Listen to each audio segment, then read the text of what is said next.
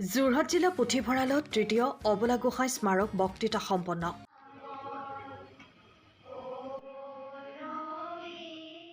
ৰাজ্যত মন্তেশ্বৰী শিক্ষাৰ প্ৰসাৰ তথা প্ৰচাৰৰ ক্ষেত্ৰত বিশেষ ভূমিকা গ্ৰহণ কৰি আহি মানৱ সম্পদ সৃষ্টি কৰাৰ ক্ষেত্ৰত বিশেষ ভূমিকা গ্ৰহণ কৰা বৰবাইদেউ হিচাপে পৰিচিত যোৰহাটৰ বাল্য ভৱনৰ প্ৰতিষ্ঠাৰ আঁৰৰ ব্যক্তি প্ৰয়াত অবলা গোহাঁই সোঁৱৰণিৰ তৃতীয় স্মাৰক বক্তৃতানুষ্ঠান শনিবাৰে যোৰহাট জিলা পুথিভঁৰালৰ প্ৰেক্ষাগৃহত অনুষ্ঠিত হৈছে।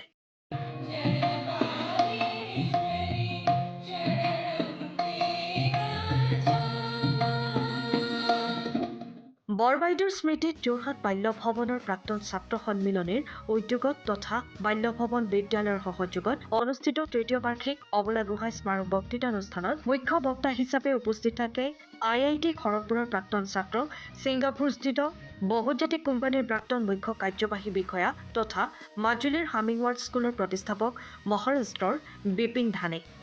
আজি স্মাৰক বক্তৃতানুষ্ঠানত মুখ্য বক্তা বিপিন ধানেই মাতৃভাষা আৰু থলুৱা ভাষাৰ মাধ্যমেৰে শিক্ষা গ্ৰহণ ব্যৱস্থাত আধুনিক প্ৰযুক্তিবিদ্যাৰ ভূমিকা বিষয়ত বক্তৃতা প্ৰদান কৰে।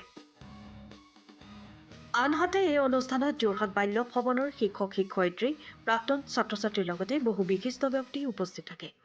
বাল্য ভৱন প্ৰাক্তন ছাত্ৰ সন্মিলনীৰ বাবে এটি খুব আনন্দৰ মুহূৰ্ত, আনন্দৰ দিন।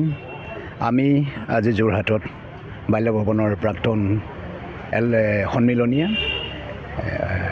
আমাৰ মাননীয় শ্ৰদ্ধাৰ যি মন্তেশ্বৰী শিক্ষাৰ অসমৰ বাটকটীয়া, যি মন্তেশ্বৰী শিক্ষাৰ আৰম্ভণি কৰিছিল উত্তৰ পূৰ্বাঞ্চলত প্ৰথমগৰাকী মহিলা শ্ৰীযুতা অবলা বৰগোহাঁই বাইদেউ, তেওঁৰ স্মৃতিত আমি বাল্য ভৱন প্ৰাক্তন ছাত্ৰ সন্মিলনীয়ে তৃতীয়বাৰৰ বাবে আমি স্মাৰক বক্তৃতাৰ আয়োজন কৰিছোঁ।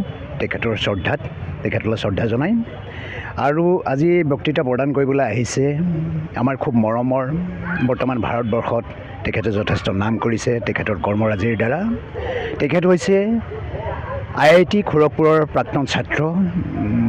তেওঁ ইতিমধ্যে বহুজাতিক কোম্পানী ছিংগাপুৰস্থিত তাত লোভনীয় চাকৰি পদত্যাগ কৰি অসমৰ ভাৰতবৰ্ষৰ ভিতৰুৱা অঞ্চলত দৰিদ্ৰ জনসাধাৰণৰ কাৰণে দৰিদ্ৰ ছাত্ৰ ছাত্ৰীসকলৰ শিক্ষা ব্যৱস্থাৰ শিক্ষাৰ মানদণ্ড কেনেকৈ উন্নত কৰি লৈ যাব পাৰি সেই তাৰণা বুকুত লৈ তেওঁ অসমলৈ আহিলে।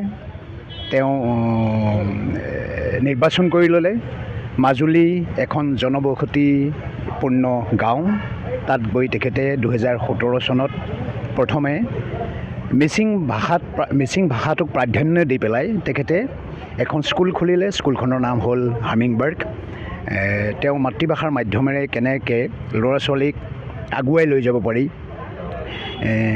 সেয়াই প্ৰয়াস কৰি তেখেতে এখন স্কুল আৰম্ভ কৰিলে আৰু কালক্ৰমত এতিয়া বৰ্তমান তেখেতৰ স্কুলৰ প্ৰথম 7-8জন ছাত্ৰ ছাত্ৰী লৈ তেখেতে আৰম্ভ কৰিছিল।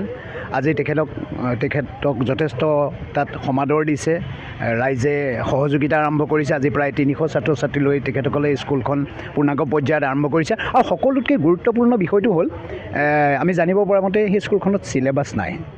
তেখেতে চিলেবাছ নোহোৱাকৈ তেখেতে ব্যৱহাৰিক শিক্ষাৰ দ্বাৰা সেই ব্যৱস্থাটোক তেখেতে গুৰুত্ব প্ৰদান কৰি পেলাই ব্যৱহাৰিক শিক্ষা তেখেতে সেই মাধ্যমেৰে শিক্ষাটো আৰম্ভ কৰিছে।